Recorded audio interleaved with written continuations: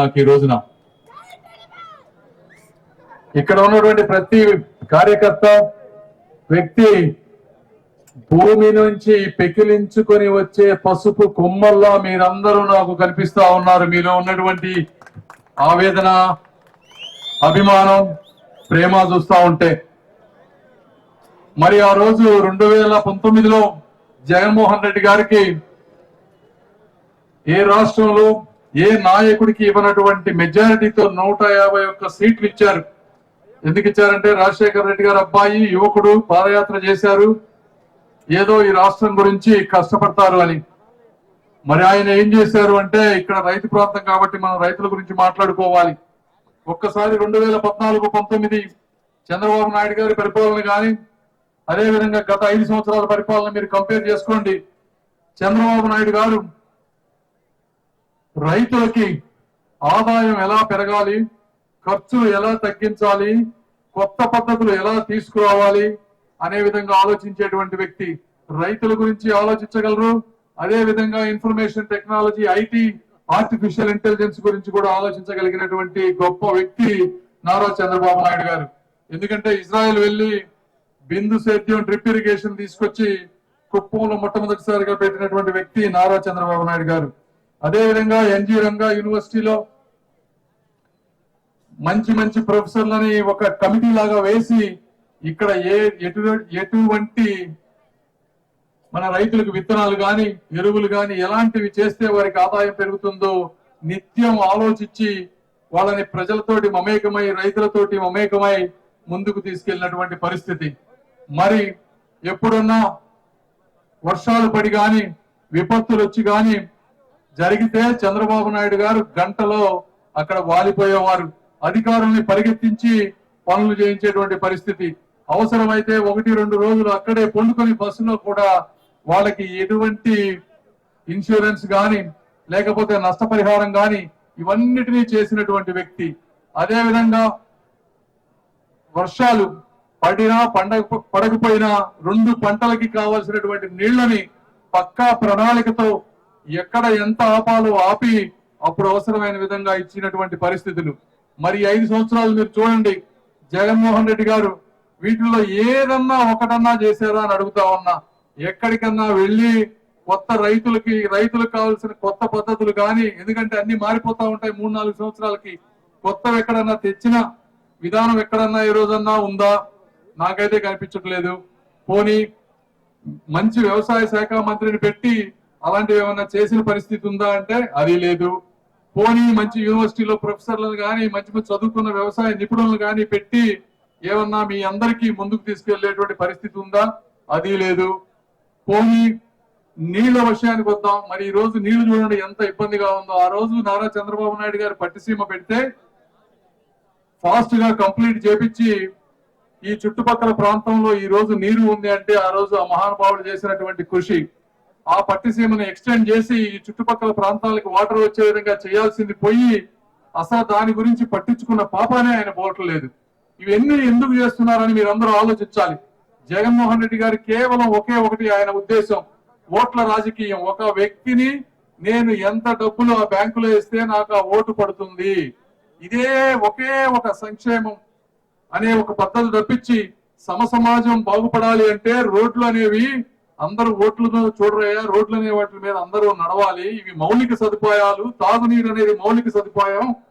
ఇలాంటి వాటిలో కూడా ఓట్ల రాజకీయం చేయాల్సినటువంటి దుస్థితి ఉండకూడదు అనేటువంటి కనీస జ్ఞానం కూడా లేకుండా ఈ రోజు పరిపాలన సాగిస్తా ఉన్నారు జగన్మోహన్ రెడ్డి గారు. ఇది వాస్తవం కాదా అని అడుగుతా ఉన్నాను. మౌలిక సదుపాయాలు, తాగునీరు లేనటువంటి పరిస్థితి మనం ఎందుకు తెచ్చుకున్నాం ఈ రోజున? Central government Jal Jeevan mission అని చెప్పి దాదాపు 12,000 కోట్ల రూపాయలు ఆంధ్ర రాష్ట్రానికి ఇచ్చింది.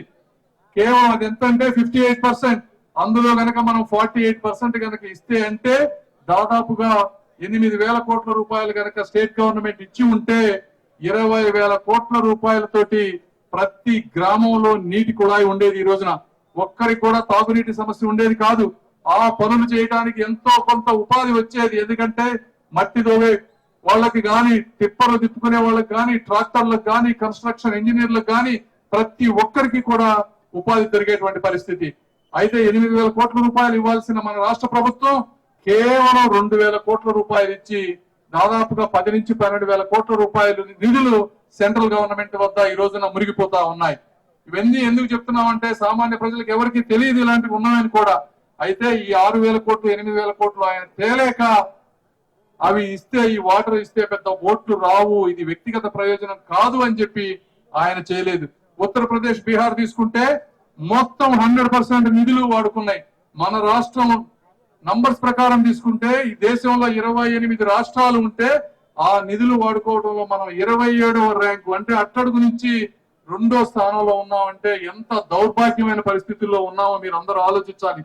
జగన్మోహన్ రెడ్డి గారు గాని, వారి ఎంపీలు గాని అసలు చట్టసభల్లోకి వెళ్ళి అసలు ఒక పరిస్థితి గాని, ఒక విషయాన్ని గాని మాట్లాడే పరిజ్ఞానం గాని, చొరవ గాని ఎక్కడన్నా అసలు మనం చూస్తున్నామా అని అడుగుతా ఉన్నాం మీ అందరినీ. కాబట్టి ఇలాంటివి ఎన్నో ఎన్నో దుర్మార్గమైన పనులు చేస్తా ఉన్నారు. తెలుసు నాకు, అదే చెప్పేది, మీకు తాగునీళ్లు లేవు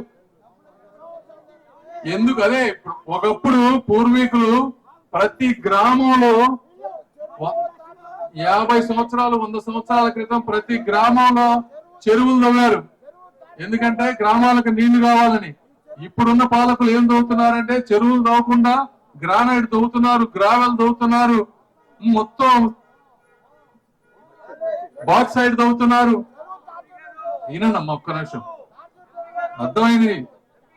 ఇలా మొత్తం ఎక్కడికక్కడ తవ్వుకుంటా ప్రకృతి వనరులన్నీ దోచుకుంటా ఆ డబ్బంతా జగన్మోహన్ రెడ్డి గారు వాళ్ళ ప్రభుత్వంలో ఉన్నటువంటి వ్యక్తులంతా కూడా దోచుకుంటా ఆ డబ్బుని పెట్టి అధికారులను మేనేజ్ చేసి, మీడియాని మేనేజ్ చేసి, సోషల్ మీడియాని మేనేజ్ చేసి, వ్యవస్థలన్నిటినీ మేనేజ్ చేసి అవినీతి కూపంలో దించి ఒక రాక్షస రాజకీయ క్రీడకి జగన్మోహన్ రెడ్డి గారు ఈ రోజున తెరలేపారు. మీరు ఎక్కడైనా చూడండి, సిద్ధం పోస్టర్లు ఎన్నున్నాయి, ఎక్కడ పట్టినా సిద్ధం పోస్టర్లే. అవి చేయాలంటే ఎన్ని 100 కోట్ల రూపాయలు కావాలో మీ అందరికీ తెలుసా? ఎందుకంటే నేను కూడా తొలి అడుగు ఫ్లెక్సీలు వేసినప్పుడు నాకు తెలుసు అది ఎంత ఖర్చు అవుతుందో. నేను కేవలం 7 నియోజకవర్గాల్లో వేస్తేనే ఎంతో ఖర్చు అయింది. ఆయన 175 నియోజకవర్గాల్లో దొరికిన బోర్డల్లా సిద్ధం పోస్టర్ వేశాడంటే ఎన్ని 100 కోట్ల రూపాయల అవినీతి సొమ్ము అది ఎక్కడి నుంచి వస్తుందో మీరు అందరూ అడగాలి. అదే విధంగా మీరు టీవీ పెడితే యాడ్, మీడియా ప్రతి మీడియాని కొనేశారు, యూట్యూబ్ లో ఉన్న ప్రతి మీడియాని కొనేశారు ఈ రోజున. ఈ విధంగా అవినీతి సొమ్ము మీకు అందరూ కూడా అనుకోవచ్చు, ఎక్కడ పోతాం మనకేముందో, ఎక్కడో గ్రావెల్ దోవుకుంటే మనకేంటి, లేకపోతే శాండ్ దోవుకుంటే మనకేంటి అని. మా తెనాలి ప్రాంతంలో శాండ్ తీయటం వల్ల వచ్చిన ప్రాబ్లం ఏంటో తెలుసా?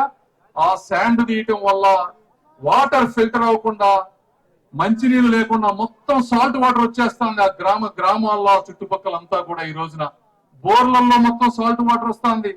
ఆ వాటర్ దెబ్బకి మొక్కలు పంటలు పండేటువంటి పరిస్థితి లేదు, మంచినీళ్లు తాగాలంటే పరిస్థితి లేదు. అంటే సముద్రపు నీరు సముద్రంలో ఉండాల్సింది ఈ రోజు గ్రామాల్లోకి వచ్చే విధంగా ఈ శాండ్. ఇట్లా ప్రతి వ్యవస్థని దోచుకొని కేవలం సంక్షేమం, నేను డబ్బులేస్తే, నేను బటన్ నొక్కితే ప్రజలు నాకు ఓట్లేస్తారు అనేటువంటి ఒకే ఒక ఉద్దేశంతో ఈ ఎలక్షన్ గెలవాలని ఆయన చూస్తా ఉన్నారు. బటన్ నొక్కడానికి నువ్వెందుకయ్యా మాకు ముఖ్యమంత్రివే అని అడుగుతా ఉన్నా. ఎవరో ఒక ఐఏఎస్ ఆఫీసరో చీఫ్ సెక్రటరీ ఉంటే వాళ్ళు నొక్కుతారుగా బటన్ నొక్కటాలంటే. ఏంది 5,000 10,000 ఏమిటి, అదే పెద్ద సమస్య? అది కూడా చేయలేనటువంటి చేతగాని ముఖ్యమంత్రి. ఈ రోజు పింఛన్లు చూసుకుంటా ఉన్నాం, అది మా మీద రుద్దాలను చూస్తా ఉన్నారు. ఎలక్షన్ కమిషన్ అనేది రాజ్యాంగబద్ధమైనటువంటి సంస్థ. మీ వాలంటీర్లు మీరు చెప్పినట్టు అరాచక పనులు చేస్తున్నారు కాబట్టి ఎలక్షన్ కమిషన్ వాళ్ళు వద్దు అంది. గ్రామ సచివాలయంలో కొన్ని 100,000 మంది ఉద్యోగులు ఉన్నారు. ఏ రాష్ట్రంలో కూడా వాలంటీర్లు లేరు. ఇంతకు ముందు 2014-19 మంది వాలంటీర్లు లేరు. 1వ తారీఖు పింఛన్లు ఇవ్వలేదా మనం? అన్ని రాష్ట్రాల్లో పింఛన్లు రావటం లేదా? కేవలం అంటే అవ్వా తాతల్ని కూడా 40 డిగ్రీల ఎండలో పెట్టి రాక్షస రాజకీయం చేస్తున్నాడంటే ఆ మనిషి వ్యక్తిత్వం గురించి మీరు అందరూ ఆలోచించుకోవాలని నేను చెప్తా ఉన్నాను.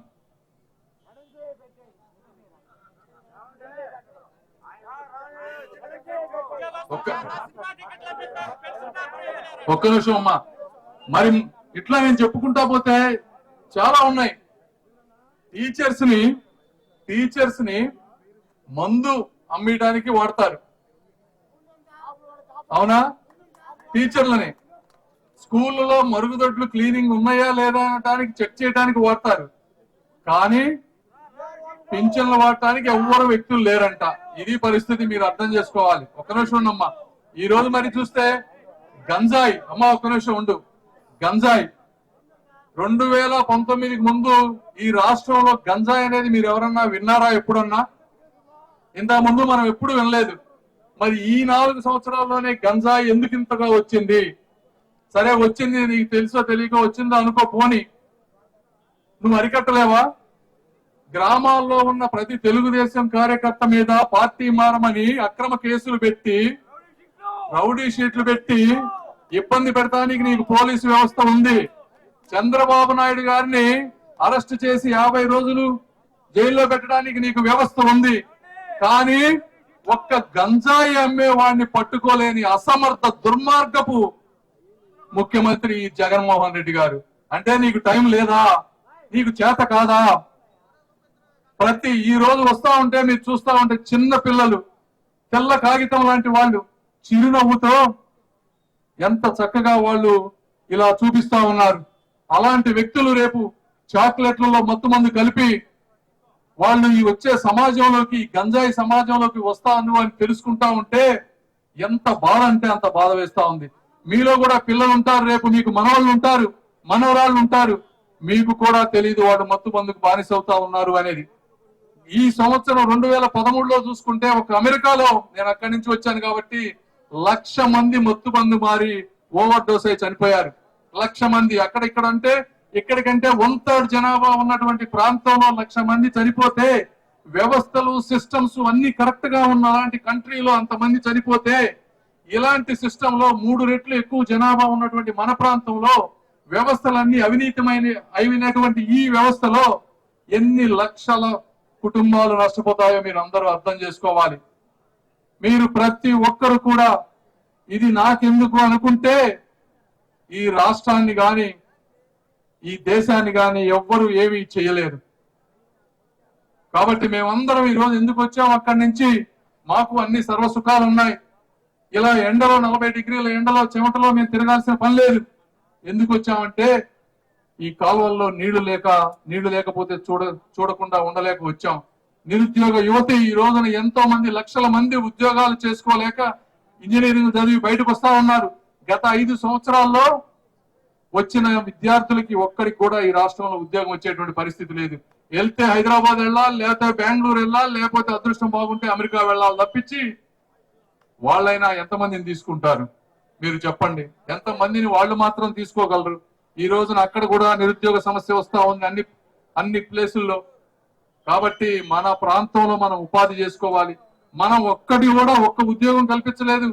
కాకపోగా 120 సంస్థలు 2014-19 మధ్య చంద్రబాబు నాయుడు గారు ఎంతో కష్టపడి ఎన్నో సార్లు ప్రతి వ్యక్తిని కలిసి బతిమలాడి తీసుకువస్తే దాదాపు 130 సంస్థల్ని, అది చంద్రబాబు నాయుడు గారికి పేరు రాకూడదు, ఈ ప్రాంతం అమరావతి ప్రాంతం డెవలప్ అవ్వకూడదు అనేటువంటి ఒకే ఒక కారణంతో 130 సంస్థల్ని 130 సంస్థల్ని క్యాన్సిల్ చేసినటువంటి దుర్మార్గపు ముఖ్యమంత్రి ఈ జగన్మోహన్ రెడ్డి గారు.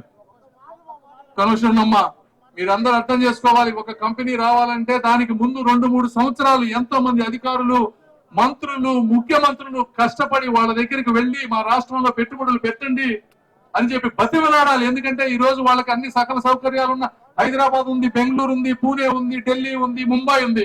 ఇక్కడికి ఎందుకు వస్తారు? రారు. వాళ్ళని రప్పించాలంటే మనం కష్టపడాలి. కష్టపడితే వచ్చిన 120-130 సంస్థలని కంప్లీట్ గా నీరు గార్చాడు అంటే ఎలాంటి వ్యక్తి అతను మనస్తత్వం, కక్ష మనస్తత్వం ఎలాంటిదో అర్థం చేసుకోండి. ప్రజావేదిక ప్రజల సొమ్ముతో, మనం కట్టిన ట్యాక్స్లతో, మన శ్రమతో మనం కడితే నీకు వాడుకోవడం చేతగాక దాన్ని పడగొడతావా జగన్మోహన్ రెడ్డి అని అడుగుతా ఉన్నాను. ఎవరన్నా పడగొడతారా? అసలు ఒక కట్టడాన్ని పడగొడతారా?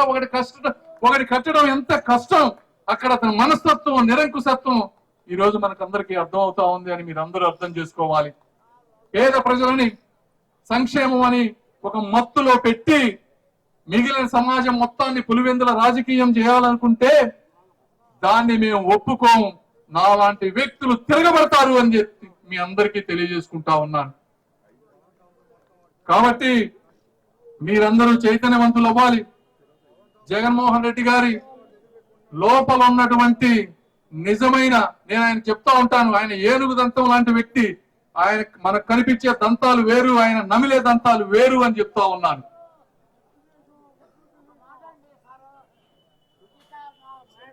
అదేవిధంగా అమ్మా, ఓకే టైం అయిపోతుందమ్మా, సారీ ఏమనుకోవద్దు. నాకు ఇక్కడ ఉన్నటువంటి సమస్యలు తెలుసు. గుంటూరు ఛానల్ అనేది పొడిగింపు అనేది దాదాపుగా 50 సంవత్సరాలుగా అందరూ కష్టపడుతున్న దాని గురించి కోరుకుంటున్నారు. అదేవిధంగా నల్లమాడు వాగు పూడికి తీయటం అనేది, ఈ రెండు కూడా ముఖ్యమైనవని తెలుసు. తర్వాత రోడ్లు మేము వచ్చేటప్పుడు చూసాము, రోడ్లు ఎంత అధ్వానంగా ఉన్నాయో. ఈ 3 చేస్తాం తప్పకుండా అమ్మా. ఇవన్నీ ఒకదానమ్మట ఒకటి చేసుకుంటా వస్తాం. అదే విధంగా ఒక్కసారిగా ఇక్కడంతా జనసేన నాయకులు, కాపు సామాజిక వర్గానికి చెందిన వ్యక్తులు ఎక్కువ మంది ఉన్నారు కాబట్టి ఒక్క మాటలో చెప్తాను. తెలుగుదేశం పార్టీ ఉన్నప్పుడు చంద్రబాబు నాయుడు గారు 1000 కోట్ల రూపాయలతో కాపు కార్పొరేషన్ పెట్టి 2 ముఖ్యమైన పనులు చేశారు. ఒకటి, పేదరికంలో ఉన్నటువంటి వారిని బయటికి తీసుకురావడానికి 2 లక్షలు 3 లక్షల రూపాయల లోన్లు ఇచ్చి వాళ్ళని ఆర్థికంగా ఆత్మాభిమానంతో పెరిగే విధంగా చేశారు. అదే విధంగా 10 లక్షల రూపాయలు ఫ్రీ లోన్ ఇచ్చి అమెరికా పంపించడానికి చేశారు. ఎందుకు ఇచ్చారు? ఆయన కూడా ఓట్ల రాజకీయం గురించి ఆలోచించి ఆ 10 లక్షలు కనుక 1000-10,000 మందికి 10,000 రూపాయల చొప్పున పంచితే ఆయన కూడా ఓట్ల రాజకీయం జగన్మోహన్ రెడ్డి గారు లాగా చేయొచ్చు. ఎందుకు చేశారు అంటే, ఒక పేద వ్యక్తి, కేవలం కొన్ని డబ్బున్న వాళ్ళు మాత్రమే అమెరికా వెళ్ళకూడదు, అన్ని కులాలలో ఉన్నటువంటి వ్యక్తులు అక్కడికి వెళ్తే వాళ్ళు చదువుకొని బాగా పైకి వస్తే వాళ్ళను చూసి 100 మంది ఇన్స్పైర్ అవుతారు, వాళ్ళలో నాలాగా ఎవడో ఒకడు ఈ రాష్ట్రానికి వచ్చి సేవ చేస్తారు అనే విధంగా ఆలోచించి ఒక బ్రాడ్ దృక్పథంతో ఆయన చేశారు, రాజకీయాలు చేయలేదు. కాబట్టి కాపు సోదరులందరూ కూడా ఆలోచించాలి. మీరు జగన్మోహన్ రెడ్డి గారు ఒకటే ఆలోచిస్తున్నారు, వీరు పవన్ కళ్యాణ్ గారి అభిమానులు, నాకు ఓట్లు వేయరు కాబట్టి మొత్తం తీసేయాలి. మేము ప్రతి ఎస్సీ ఎస్టీ కాలనీలో సిమెంట్ రోడ్లు వేసాం, 24,000 కిలోమీటర్లు. ఎందుకు వేసాం? మేము ఆ రోజు కులమతాలు ఎప్పుడు చూడలేదు, ఇవి మౌలిక సదుపాయాలు కావాలని చెప్పి చంద్రబాబు నాయుడు గారు వేసినటువంటి పరిస్థితి. పవన్ కళ్యాణ్ గారి గురించి ఆఖరిగా నేను ఒక్క మాట చెప్పాలి. పవన్ కళ్యాణ్ గారు తెలుగుదేశం పార్టీ కష్టాల్లో ఉన్నప్పుడు రోడ్డు మీదకొచ్చి రాజకీయాలు ఆలోచించకుండా నిస్వార్థంగా ఈ రాష్ట్ర భవిష్యత్తు గురించి తెలుగుదేశం పార్టీకి సపోర్ట్ చేశారు. కాబట్టి అదే విధంగా మొన్న పొత్తులో కూడా 25-26 సీట్లు రావాల్సిన పరిస్థితులు ఉన్నా కూడా బీజేపీని అందరిని అకామిడేట్ చేయడం కోసం ఆయన తగ్గి 21 సీట్లు తీసుకున్నారు. అంటే ఎందుకు చెప్తున్నాను అంటే, అంతటి పెద్ద వ్యక్తులు ఈ రాష్ట్రం కోసం, భావితరాల భవిష్యత్తు కోసం వారు తగ్గి, కనుషమ్మ వారు తగ్గి కూడా ఇలా చేస్తున్నారు. కాబట్టి వారికి మనస్ఫూర్తి కృతజ్ఞతలు తెలుగుదేశం పార్టీ తరపు నుంచి, ముఖ్యంగా మా తరపు నుంచి కూడా. వారు చేసిన సేవ, వారు చేసిన మేలు ఎప్పటికీ మర్చిపోమని జనసేన కార్యకర్తలను, నాయకులందరినీ తెలుగుదేశం పార్టీ కార్యకర్తలు నాయకులుగా చూసుకుంటామని మీ అందరికీ తెలియజేసుకుంటూ సెలవు తీసుకుంటున్నాను. Thank you.